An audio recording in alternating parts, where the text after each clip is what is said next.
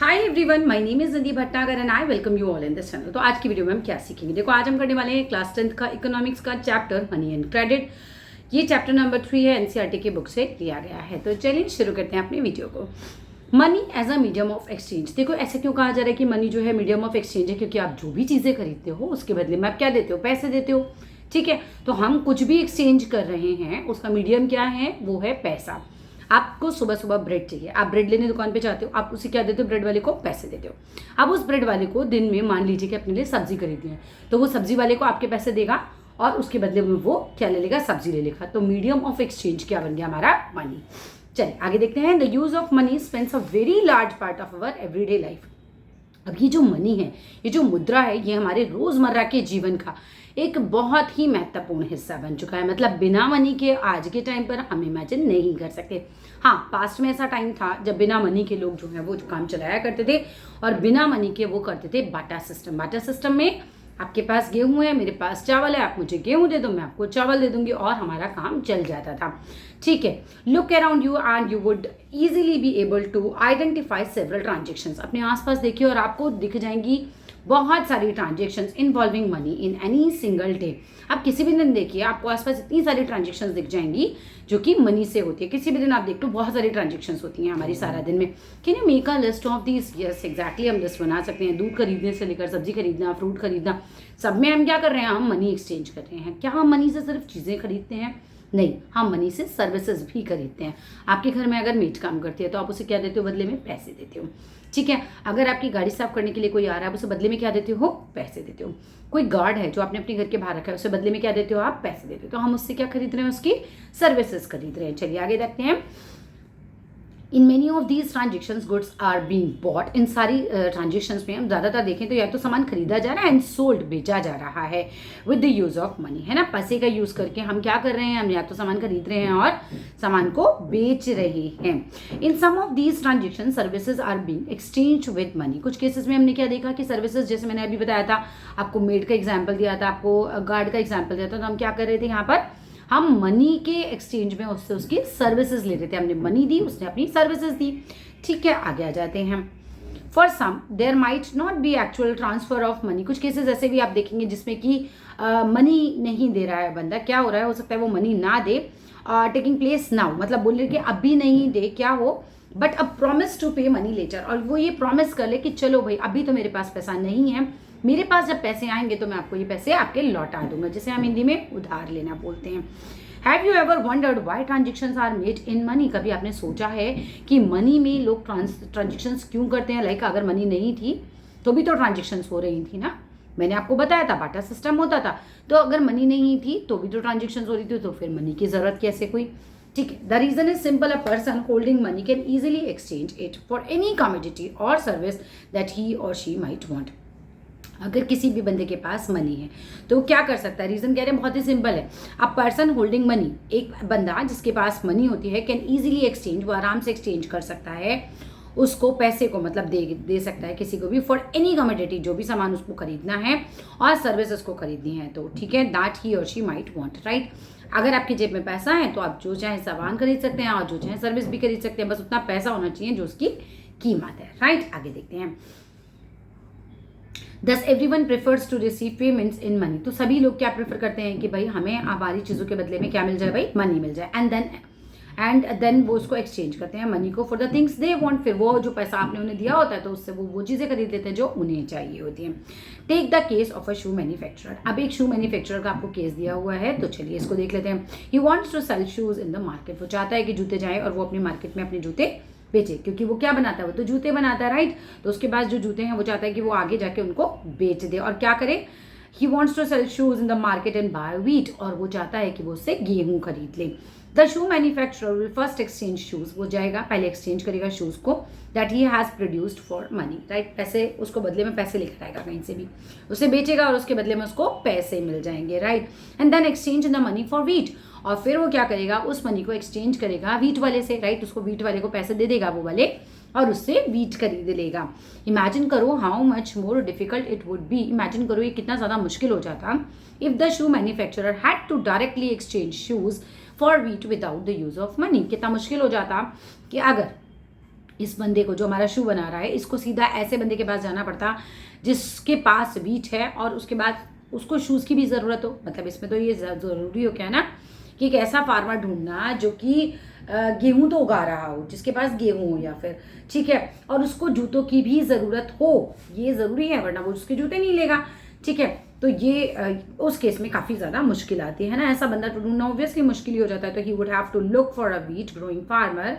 ऐसे केस में उसको एक मतलब ढूंढना पड़ेगा एक ऐसा फार्मर जो कि वीट ग्रो करता है, who not only wants to sell wheat, जो केवल यही नहीं चाहता कि उसका जो वीट है वो बिक जाए, but also wants to buy the shoes, और वो शूज़ भी खरीदना चाहता हो। मतलब बिल्कुल ऐसा कॉन्फिडेंस होना चाहिए। In exchange that is both parties have to agree sell and buy each other commodities. एक ऐसा एक्सचेंज जिसमें दोनों पार्टीज है ना जो खरीद रही हैं और बेच रही हैं इस बात पे एग्री होंगे, जो मेरे पास है वो तुमको चाहिए, जो तुम्हारे पास है वो मुझको चाहिए, और हम दोनों एक्सचेंज कर लेते हैं। इस तरह का कोइंसिडेंस को हम कहते हैं डबल कोइंसिडेंस ऑफ वांट्स। बिल्कुल इंपॉर्टेंट है, आ सकता है। आगे चलते हैं।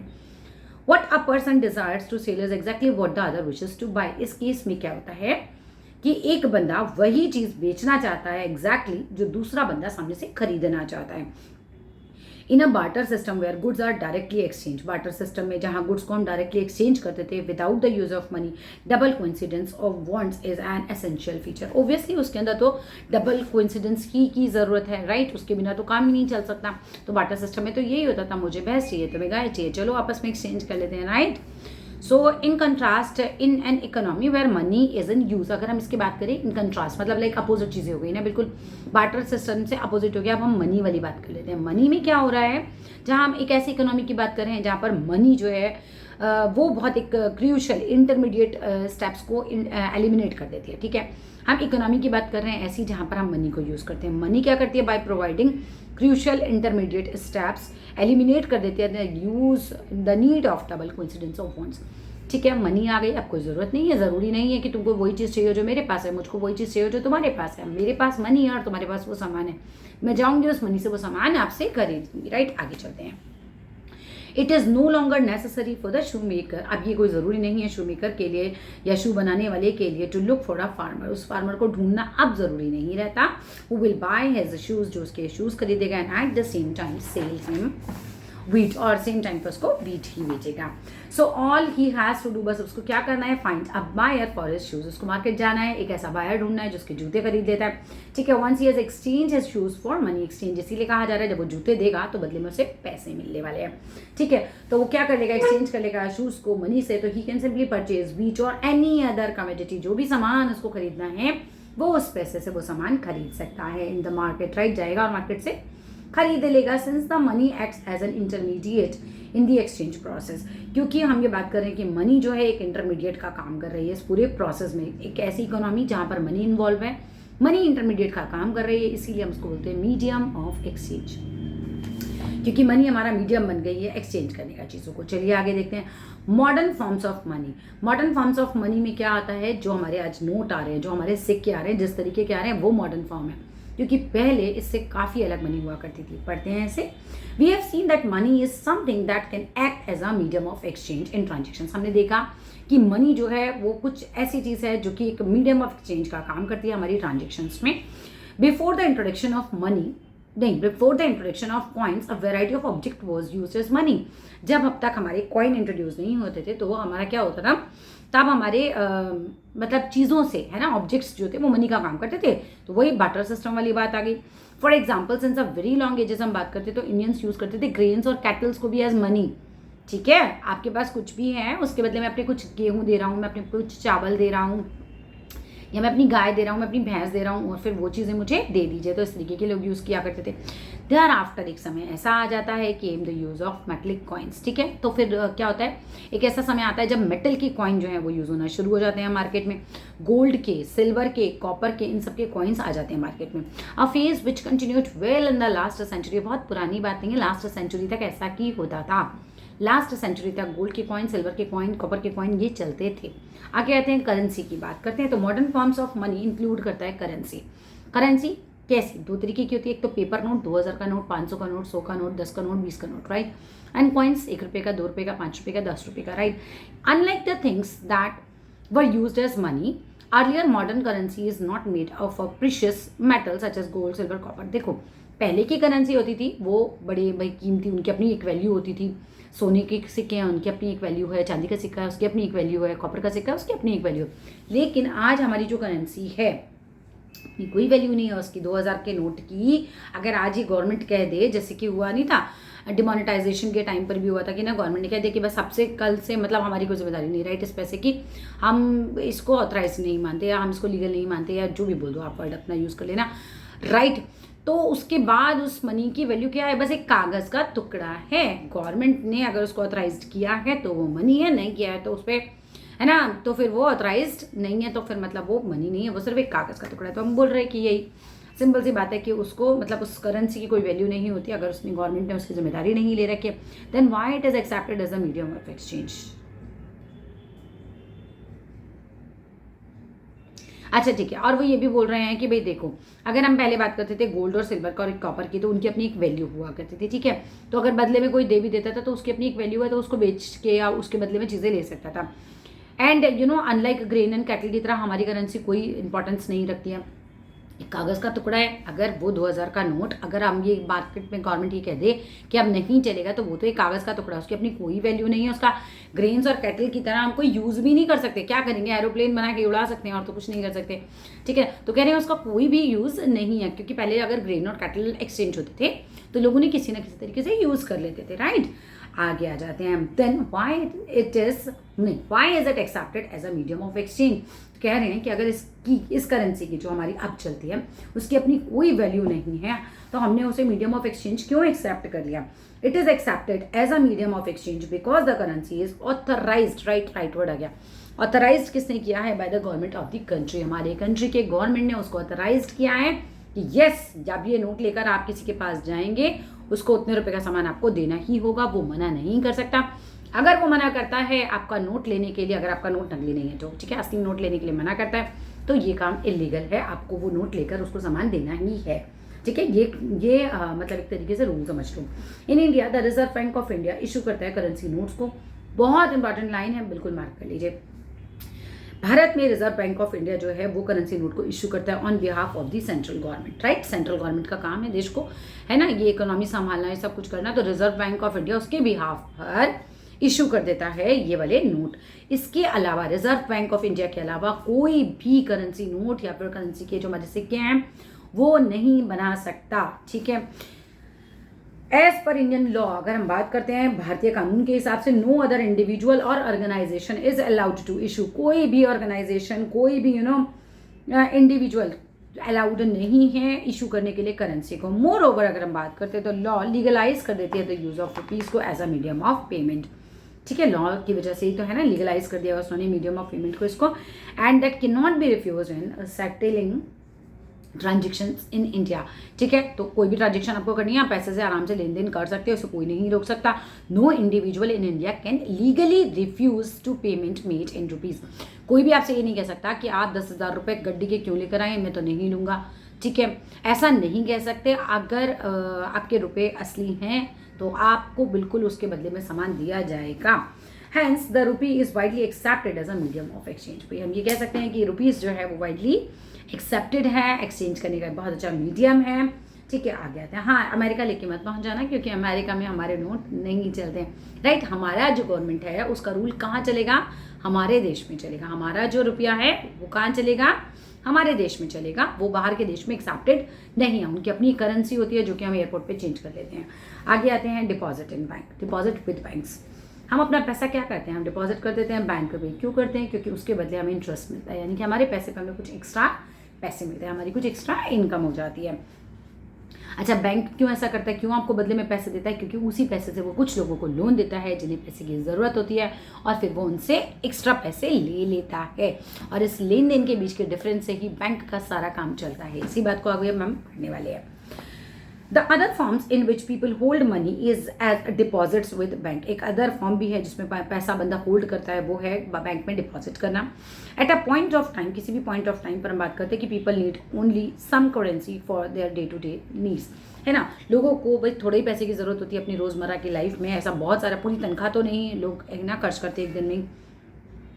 फॉर इंस्टेंस उदाहरण के लिए बताया हुआ है कि workers who receive there salary eight the end of each month, वो जो वर्कर अपनी सैलरी को रिसीव करते हैं eight the end of the month, वो क्या करते हैं, extra cash at the beginning of the month वो क्या करेंगे, वो उसको बैंक में रख देंगे।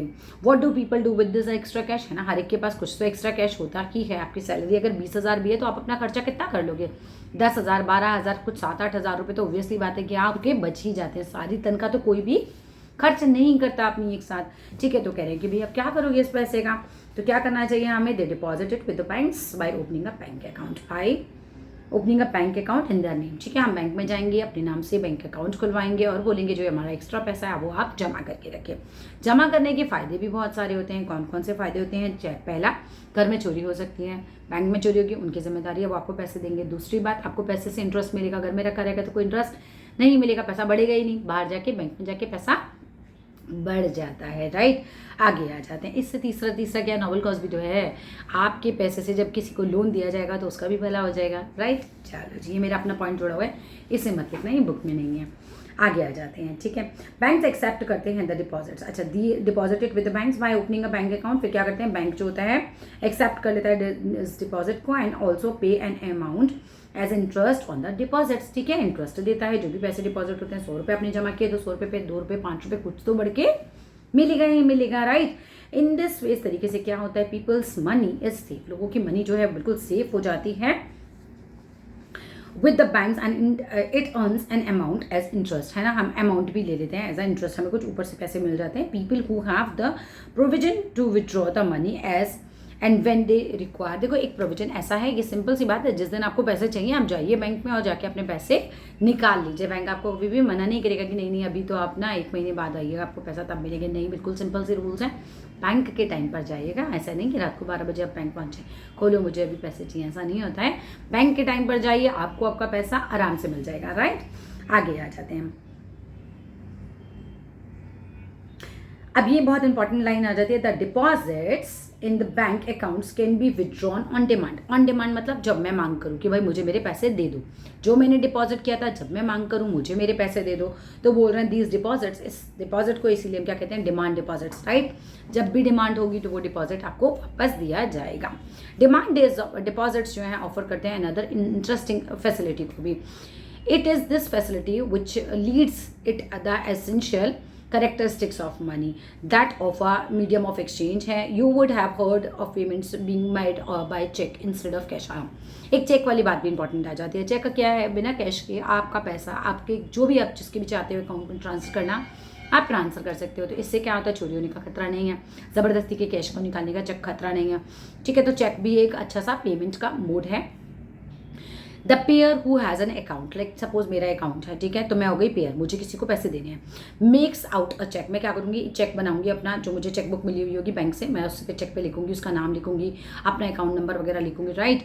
और जिसके भी नाम मुझे चेक काटना है तो उसका नाम लिख कर चेक काट दूंगी मैं, ठीक है, फॉर ए स्पेसिफिक अमाउंट का, उस पर मैं लिख कर दूंगी कि भाई मुझे कितने रुपये इस बंदे को देने, वरना अगर मैंने ब्लैंक चेक दे दिया तो मेरे पूरे अकाउंट को खाली कर देगा, राइट।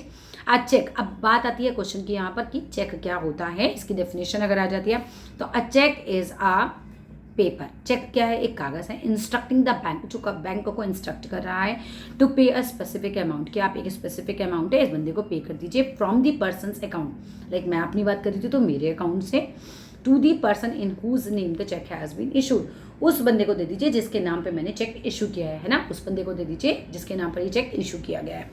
आई होप यहाँ तक क्लियर हो गई ये चीज़ें। आगे आ जाते हैं, चेक पेमेंट्स क्या होती हैं। अब देखिए, शू मैन्युफैक्चरर है एम सलीम, आपको कुछ एग्जांपल दे रखे हैं एम सलीम के, has to make a payment, उसको पेमेंट करनी है टू द लेदर सप्लायर को, लेदर सप्लायर मतलब जो उसको जूता बनाने के लिए लेदर देता था, and writes a cheque for a specific amount, तो क्या होता है, वो एक स्पेसिफिक अमाउंट जो उस पर अपने चेक पर लिख देता है।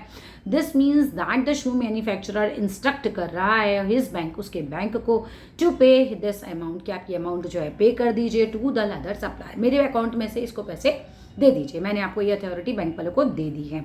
द मनी इज ट्रांसफर्ड, इस तरीके से क्या हो जाता है, मनी जो होती है ट्रांसफर हो जाती है from one bank account to another bank account बिना यूज ऑफ कैश के, right. Account in couple of days, हाँ चेक लगाने के बाद 1 या 2 दिन कई बार लग जाते हैं, लेकिन मनी जो है वो इस तरह से ट्रांसफर हो जाती है। The transaction is complete without any payment of cash, बिना किसी पेमेंट कैश के हमारा पूरा ट्रांजेक्शन इस तरह से हो जाता है। 10 इसी वजह से we see that demand deposit share करते हैं essential features in money of money, right. Demand deposits जो होते हैं वो मतलब एसेंशियल फीचर्स हैं भाई। अगर आपने अपने पैसे जमा ही नहीं कर रखे बैंक में तो बैंक थोड़ी ना आपको चेक को पास करेगा, है ना। तो इसीलिए डिमांड डिपॉजिट आपका बैंक में होना चाहिए, ये एसेंशियल फीचर है। मतलब आपका पैसा बैंक के पास होना चाहिए, तभी आप किसी को चेक काट के दे सकते हो। चेक बाउंस होने के केस में ये इलीगल काम है। The facility of cheque against demand deposits makes it possible to directly settle payments. देखो the facility of cheque, cheque की जो फैसिलिटी है अगेंस्ट डिमांड डिपॉजिट यानी जो मेरे पैसे जमा थे बैंक में, राइट, उसकी वजह से पॉसिबल कर पाता है कि डायरेक्टली सेटल हो जाती है payments without the use of cash, है ना। कैश की तो जरूरत ही नहीं पड़ी यहाँ पर। Since demand deposits are accepted widely, देखो डिमांड डिपॉजिट तो सभी लोग यूज करते हैं as a means of payment, तो along with currency they continue money in the modern economy. तो ये भी एक मनी की करेंसी की तरह काम करते हैं हमारे मॉडर्न इकोनॉमी में। They constitute, right. आ जाओ, यू मस्ट रिमेंबर, तुम्हें याद ही होगा the role that the banks play here. अब तुम्हें समझ आ रहा है कि भाई याद होना चाहिए, यू मस्ट रिमेंबर, तुम्हें याद रखना चाहिए क्या, द रोल किसका, that the banks play here, जो बैंक यहाँ पर अपना रोल अदा कर रहा है। But for the banks there would be no demand deposits, पर बैंक का कोई डिमांड डिपॉजिट तो होता ही नहीं है अपने बैंक के अंदर। And no payments by cheque against these deposits, और वो किसी को बैंक अपनी तरफ से ऐसे चेक काट के नहीं दे सकता। नहीं तो बैंक का मैनेजर अपने मामा चाचा ताऊ किसी को भी दे दे उठा के चेक, ठीक है। तो क्योंकि उनका पैसा देखो वो अपने अकाउंट में से दे सकते हैं, लेकिन बैंक का जो पैसा है, बैंक का पैसा कौन सा, जो आप ही लोगों का पैसा वहाँ जमा है। सो बैंक का अपना कोई डिमांड डिपॉजिट वहाँ नहीं जमा होता, बैंक का अपना कोई पैसा वहाँ जमा नहीं होता। प्लस बैंक ऐसे ही किसी को भी चेक काट के नहीं दे सकता है। The modern forms of money, currency and deposits are closely linked, है ना। ये सब बहुत आपस में लिंक करते हैं और वर्क करते हैं हमारी मॉडर्न बैंकिंग सिस्टम में। चलिए आगे पढ़ते हैं इसी बात को। लोन एक्टिविटीज़ ऑफ बैंक, यही है बैंक का सबसे अच्छा वाला कार्य जो किया जा रहा है आजकल। कैसे, let us take the story of banks further. तो कहते हैं कि चलो भाई देखते हैं बैंक की स्टोरी को आगे। What do the banks do with the deposits which they accept from the public, वो उस पैसे का क्या करते हैं जो पब्लिक से बैंक में रखवाया जाता है, राइट। मैं गई, मैंने बैंक में अपने कुछ पैसे जमा किए, उस बैंक जो है उस पैसे को क्यों वहाँ अपने बैंक में रख रहा है, प्लस क्यों उसको सिक्योरिटी दे रहा है, प्लस वो क्यों उस पर इंटरेस्ट दे रहा है, बैंक का कोई फायदा होगा, राइट। तो क्या फायदा है, there is an interesting mechanism at work here, एक बहुत इंटरेस्टिंग मैकेनिज्म है जो यहाँ काम करता है। क्या मैकेनिज्म है, आगे बढ़ते हैं। Banks keep only a small proportion of their deposit, bank जो होता है जो भी सारा दिन का कैश आता है उसका एक छोटा पोर्शन अपने पास रखता है, ठीक है, cash with themselves. For example अगर हम बात करें इंडिया में, banks in India these days hold करके रखते हैं 15% ऑफ देयर डिपॉजिट, 15% जो है वो अपने पास रखते हैं। लाइक पूरा दिन में मान लीजिए 100 करोड़, नहीं कुछ ज़्यादा ही हो गया, ठीक है चलो 100 रुपये से समझ लेते हैं। 100 रुपये अगर उनके पास जमा होते हैं, बहुत कम हो गया पर कोई बात नहीं, समझ में आ रहा है ना। तो वो 15 रुपये अपने पास रखेंगे, 85 रुपये को आगे बढ़ाते हैं। कैसे बढ़ाते हैं, अभी पढ़ते हैं इस बात को। This is kept as a provision to pay the depositors who might come to withdraw money from the banks on any given day. देखो 15% वो अपने पास क्यों रख रहे हैं, क्यों, क्योंकि अगले दिन कोई भी आ सकता है और वो अपने पैसे निकालने के लिए आ सकता है बैंक के पास, राइट। तो बैंक के पास कुछ कैश तो होना ही चाहिए, तो 15% कैश वो अपने पास बैंक में रखते हैं हमेशा। Only some of its money depositors came to withdraw, है ना, थोड़े ही आते हैं, हाँ रोज थोड़ी ना कैश लेने आ जाते हैं सब लोग। The bank is able to manage with this cash, तो बैंक जो है 15% में से मैनेज कर लेता है उन लोगों को पैसा देना जो पैसे निकालने आए हैं। बैंक यूज करता है मेजर पोर्शन, यानी कि हमने जो 85% की बात करी, बैंक इस मेजर पोर्शन को यूज करता है, इस डिपॉजिट को यूज करता है एक्सटेंड लोन, आगे लोन देने के लिए। There is a huge demand for loans for various economic activities. अगर हम आज की बात करें तो मतलब आप देखो ना कितने सारे नए नए उद्योग धंधे लग रहे हैं, इंडस्ट्रीज़ लग रही है, लोग नया नया काम कर रहे हैं, तो पैसे चाहिए। इतना पैसा सबकी जेब में नहीं होता, तो लोग क्या करते हैं, बैंक के पास जाते हैं, लोन ले लेते हैं। बहुत ज़्यादा डिमांड जो है आज लोन की बढ़ गई है। तो we shall read more about this, हम इसके बारे में और ज़्यादा पढ़ेंगे इन द फॉलोइंग सेक्शंस में। Bank make use of deposits to meet the loan requirement, bank क्या करता है, लोन देता है इस तरह की रिक्वायरमेंट्स को पूरा करने के लिए पीपल की। And in this way bank mediate between those who have surplus fund. Surplus fund का मतलब क्या होता है, जैसे मेरे पास मान लीजिए मेरी तनख्वाह आ रही है 50,000 रुपये, 50,000 रुपये में से मेरा खर्चा कितना हो रहा है 20,000 रुपये, मैंने 30,000 रुपये बैंक के पास रखे, ये 30,000 रुपये हो गए सरप्लस, राइट। मेरे प्लस होगी एक्स्ट्रा मनी कि अभी मुझे इसकी ज़रूरत नहीं है, तो ये सरप्लस हो गया, ठीक है। मैं बैंक के पास नहीं, मैंने अपना सरप्लस वहाँ रखवा दिया। अब क्या होता है, दूसरा बंदा होता है who are in need of these funds, उसको हम क्या बोलेंगे कि द बोरोअर। बोरोअर मतलब जिसको बोरो करनी है, उधार लेने हैं पैसे, राइट। बैंक से लोन लेना है, एक तरीके से उधार लेना ही हो गया, क्योंकि वो बाद में चुकाना पड़ेगा, राइट। तो अब बैंक देखो एक मीडिएटर का काम कर रहा है ना, जो मेरे पास सरप्लस था और जिसको उधार चाहिए था, मेरे पैसे उसको उधार दिए जाएंगे, बीच में बैंक अपना फायदा कमाएगा, राइट। और मुझे भी कुछ पैसे का फायदा होगा उससे, और उस बंदे को भी जो है ऑब्वियसली इंटरेस्ट तो उसको देना पड़ेगा, पर उसका काम चल जाएगा, राइट। पैसे फ्री में बैंक नहीं देता, आपको इंटरेस्ट पे करना पड़ता है फिर बैंक को। अब चलो इसी में बता देते हैं आगे, the difference between what is exchange, what is charged from borrowers and what is paid to the depositor is their main source of income, right। मैंने अपने बैंक में 30,000 रुपये रखे, बैंक मुझे उस पर 5% सा बच लो एक्स्ट्रा पैसे देगा, लेकिन जो मेरे उस 30,000 को बैंक से उधार लेके जा रहा है, बैंक उससे कहेगा 15% आपको देना पड़ेगा मुझे, और ये जो 10% का जो डिफरेंस आएगा, बैंक इससे अपने सारे काम चला लेगा, ठीक है। बैंक के जो एम्प्लॉयर्स होते हैं उनकी तनख्वाह जानी होती है, इलेक्ट्रिसिटी का खर्चा है, इतने बड़े बड़े बैंक बनते तो जो जगह वो लेते हैं बैंक बनाने के लिए उसका खर्चा होता है, बहुत सारी एक्टिविटीज़ होती हैं, तो सारे खर्चे इसी तरह से निकल जाते हैं, इस डिफरेंस से निकल जाते हैं। Two different credit situations. अब हमने भाई लोन लेना, हम कह रहे हैं कि बहुत, हम लोन को यहाँ पर काफ़ी ज़्यादा प्रमोट कर रहे हैं कि भाई लोन जो है बहुत अच्छी चीज़ है, लेकिन क्या लोन हर स्थिति में अच्छा होता है? नहीं, कुछ स्थिति में कहा ना गड़बड़ भी हो जाती है, जहां आपके पीछे सपोर्ट ना हो वहां पर लोन नहीं लेना चाहिए। कैसे, ये इस स्टोरी से समझेंगे। क्या है, a large number of transactions in our day to day activities involve करती हैं credit in some forms of or the other, ठीक है। A large number of transactions, बहुत सारी ट्रांजेक्शंस होती हैं डे टू डे एक्टिविटीज़ की, जिसमें इन्वॉल्व होता है क्रेडिट, है ना, उधार हम लेते हैं, किसी भी फॉर्म में ले सकते हैं, right. refers to an arrangement in which the lender supplies the borrowers and money। अच्छा, goods and services in return for the promise of future payment, है ना, हम goods दे देंगे, हम services दे देंगे, है ना। उधार लेते टाइम लोग इसी तरह से उधार लिया जाता है कि ठीक है हमारी ये सामान रख लीजिए, या हम आपके यहाँ नौकरी कर लेंगे, इस तरह से। बट हमारा जो एग्जाम्पल है वो यहाँ आता है, जो हमारा आता है festival season. In a festival season 2 months from now, the shoe manufacturer Salim has received an order from a large trade in town for 3,000 pairs of shoes। हमारा जो सलीम है ना, फेस्टिवल का सीजन आ रहा है, उसको बहुत बढ़िया एक ना ऑर्डर मिल गया कि 3,000 जो है पेयर ऑफ शूज़ आप बना दीजिए, डिलीवर करिए, लेकिन 1 मंथ में। क्यों? क्योंकि 2 महीने में फेस्टिवल सीजन है, तो अगर 1 महीने में आप मुझे बेच देंगे तो उससे अगले महीने में मैं क्या है सारा अपना माल बेच लूँगा, ठीक है। To complete production in time, अब ऑन टाइम, सॉरी, कंप्लीट करने के लिए प्रोडक्शन को ऑन टाइम मतलब समय पर कंप्लीट करने के लिए Salim has to hire a few more workers for stitching and pasting work. Salim खुद तो नहीं कर सकता इतना सारा काम, तो सलीम ने क्या किया, कुछ बंदे उसको रखने ही पड़ेंगे, ठीक है। किस चीज़ के लिए? भाई सिलने के लिए जूतों को, या पेस्टिंग करने के लिए। He has to purchase the raw material, उसको रॉ मटेरियल भी खरीदना पड़ेगा, बिकॉज जूते बनाने के लिए आपको लेदर चाहिए, आपको और भी चीज़ें, फीता चाहिए, राइट। तो उसको वो रॉ मटेरियल भी खरीदना पड़ेगा पेस्टिंग करने के लिए, जो भी गम वगैरह वो यूज़ करते हैं। To meet these expenses Salim क्या करेगा, ऑब्टेन करेगा लोन फ्रॉम 2 सोर्सेस से। 2 सोर्सेस से आपको सलीम हमारा लोन लेने वाला है।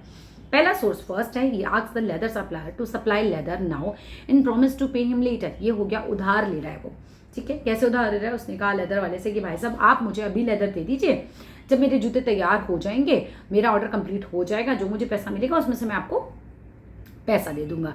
लेदर वाला जो है सलीम को जानता हो, या फिर वो कुछ है ना, कुछ भी गारंटी इसने दी है, वो उसको पैसा उधार दे देगा। अब सलीम का काम यहाँ पर लेदर वाले से तो हो गया, चलो लेदर आ गई सलीम के पास।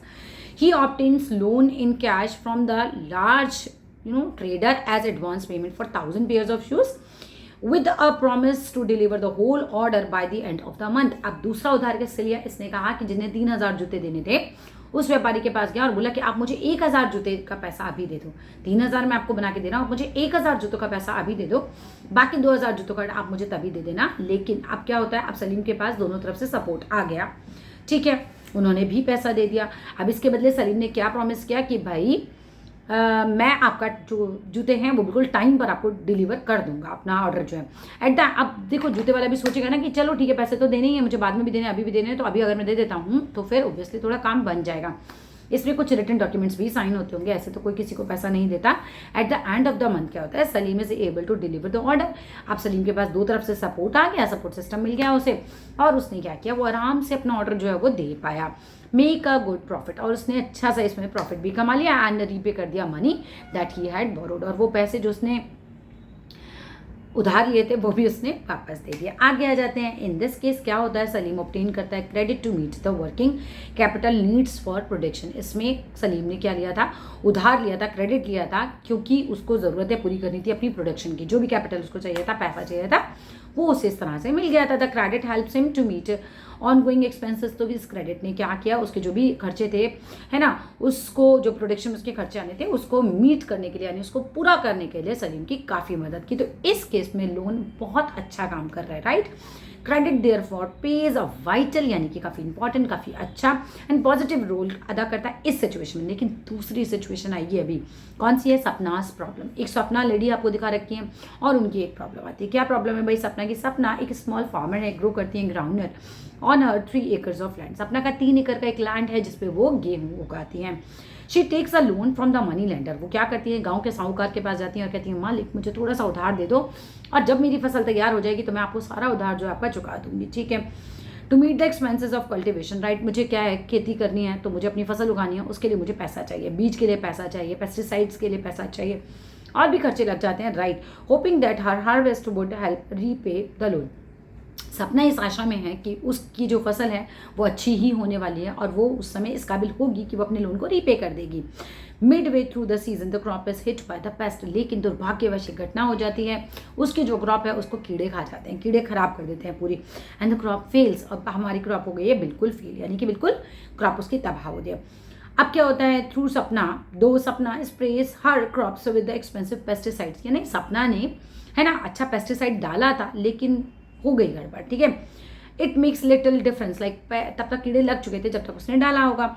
She is unable to repay the money lender. अब बेचारी सपना क्या करे, वो पुरानी पिक्चरों वाली सपना याद करो, वो जो कहती थी, मालिक बस बस मेरा घर मत छीनो, है ना, मेरे खेत मत लो। ऐसे वाली पिक्चरें बहुत आती हैं, आप देखो 60-70s की पिक्चरों को उठा के, ठीक है। पढ़े लिखे नहीं होते थे ना लोग, तो गाँव के साहूकार ऐसे ही बुद्धू बना लिया करते थे, बहुत पैसा लेते थे, मतलब इंटरेस्ट बहुत हाई लिया करते थे।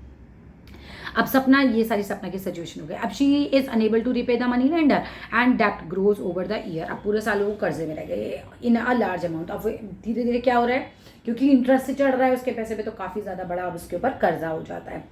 नेक्स्ट ईयर क्या होता है, Sapna takes a fresh loan for cultivation. अब सपना क्या है, पूरे साल जो कर्जा, जो थोड़ा बहुत उसके पास पैसा भी चुकाते चुकाते है, ये कहो क्यों चुका ही नहीं पा रही थी। नेक्स्ट ईयर अब उसके पास पैसे ही नहीं थे, क्योंकि क्रॉप तो अच्छी हुई नहीं थी उस समय, खाली खराब हो गई थी सारी। नेक्स्ट ईयर सपना फिर उसी साहूकार के पास जा रही है और साहूकार के पास जाके फिर वही बात होती है कि मालिक इस बार की खर्चा फिर से दे दीजिए, आप मुझे कुछ उधार फिर से दे दीजिए। अब मालिक क्या है, क्योंकि उनको बहुत फायदा होता है सब चीज़ों में, वो फिर से इसे उधार दे देते हैं। क्या होता है, next year Sapna takes a fresh loan from the loan for cultivation. It is a normal crop this year. अब इस साल सपना की फसल चलो खराब नहीं हुई, नॉर्मल हो जाती है, but the earnings are not enough to cover the old loan. मगर अब इतना पैसा नहीं आया कि जो पुराना लोन था उसको कवर किया जा सके, इतनी अर्निंग नहीं हुई। She has to sell a part of the land to pay off the debt. Finally उसको क्या करना पड़ा, उसको अपना ज़मीन का एक टुकड़ा देना ही पड़ा, ठीक है, देना ही पड़ा, बेचना ही पड़ा एक तरीके से कि भैया ठीक है मेरे पास पैसे नहीं है, लोन तो बहुत ज़्यादा ही हो गया, उधार तो बहुत ज़्यादा हो गया, तो आप क्या कीजिए, आप मेरा एक लैंड का टुकड़ा रख लीजिए, ठीक है, मतलब बदले में, राइट, मेरे उधार के बदले। तो एक तरीके से उसे बेचना ही पड़ेगा। इन रूरल एरियाज़ की बात करें, the main demand for the credit is for crop production. Main demand देखो, अगर हम गांव में देखें, रूरल एरियाज़ में देखते हैं, तो हम क्रॉप प्रोडक्शन के लिए ही लोग जो है उधार लेते हैं। क्रॉप प्रोडक्शन इन्वॉल्व करता है considerable cost of seeds winning. Crop production के लिए आपको सीड्स का खर्चा लगता है, आपको फर्टिलाइजर्स का खर्चा लगता है, आपको पेस्टिसाइड्स का खर्चा लगता है, वाटर का खर्चा भी लगता है, सिंचाई के लिए खर्चा लगता है ना, आपको कुएं खिलवाने पड़ेंगे, आप पंप लगवाओगे, आप कुछ भी करोगे तो पैसे तो लगेंगे आपके। इलेक्ट्रिसिटी का खर्चा होता है, रिपेयर ऑफ इक्विपमेंट, जो भी आपने इक्विपमेंट खरीदे हैं, है ना, उसका भी खर्चा लगता है रिपेयर करने का। So there is minimum stretch of 3 to 4 months between the time when the farmer buy these inputs and when they sell the crop। कुछ 3-4 महीने का टाइम रहता है। इस समय जब हमारा शुरुआत हो रही है, तो इस समय जाएगा किसान, जाएगा खरीद के लाएगा। अपने जो भी इनपुट्स उसको ज़रूरत है वो खरीद के लेकर आएगा। अब 3-4 महीने में पूरा फसल तैयार हो गया। अब इस समय आ जाते हैं। इस समय क्या हो रहा है कि किसान जो अपनी फसल काटेगा और फसल काट के बेचेगा, राइट। तो इस दौरान इन 3-4 महीने की अगर हम बात करते हैं, इस दौरान क्या हो सकता है, फसल अच्छी भी हो सकती है, फसल खराब भी हो सकती है। Between that time the farmers buy these inputs and when the sale, अच्छा ठीक है, सेल करता है। Farmers usually take crop loans at the beginning of the season, right. इस समय में जहाँ सीजन स्टार्ट होता है, जनरली फार्मर्स इस समय उधार ले लेते हैं, और जब इस समय जब पूरा कटाई हो रही होती है तो फार्मर्स जो है इस उधार को चुकता कर देते हैं। Repayment of the loan is crucially depend करता है on the income from farming पर उसको कितनी इनकम हो रही है, उस हिसाब से वो रीपे कर पाता है। अच्छी इनकम होगी तो फटाक से रीपे कर देगा, नहीं हुई तो होगी ना गड़बड़, फिर तो वो उधार के जाल में फंस जाता है।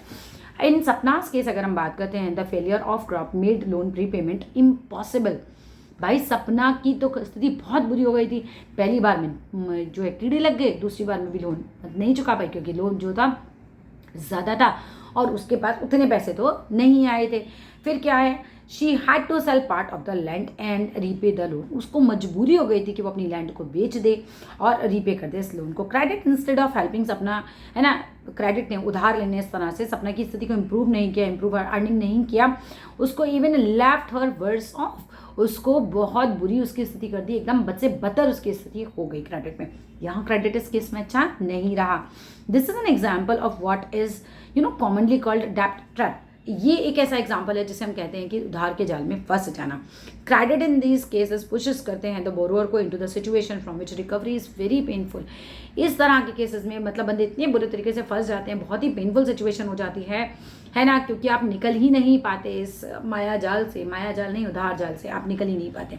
इन वन सिचुएशन क्या हो रहा है कि क्रेडिट जो है हेल्प कर रहा है इंक्रीज करने में अर्निंग्स को, and therefore person is better of, जो हमने जूते वाले वाला केस देखा था, ठीक है। In another situation, because of the crop failure, credit pushes the person into debt trap, ठीक है। और दूसरी सिचुएशन में बंदा जो है वो कहाँ फंस रहा है, पूरा उधार के जाल में फंसा जा रहा है। To repay her loan she has to sell a portion of her land, उसको रीपे करने के लिए अपने लैंड को बेचना ही पड़ा और उसकी स्थिति बहुत बुरी हो गई थी। Whether credit would be useful or not, therefore depends on the risk in the situation. तो ये डिपेंड करता है कि आप कितना रिस्क उठा रहे हैं किस सिचुएशन में, and whether there is some support in the case of loss, ठीक है। आपके पास सपोर्ट है या नहीं अगर लॉस हो जाता है या नहीं। आप इस वीडियो को हम यहीं स्टॉप करते हैं और अगले पार्ट में ये चैप्टर कवर हो जाएगा। आई होप वीडियो आपको अच्छे से समझ आई होगी। समझ आए तो ज़रूर आगे शेयर कीजिएगा, लाइक कीजिएगा, चैनल को सब्सक्राइब कीजिएगा। Thank you, bye bye.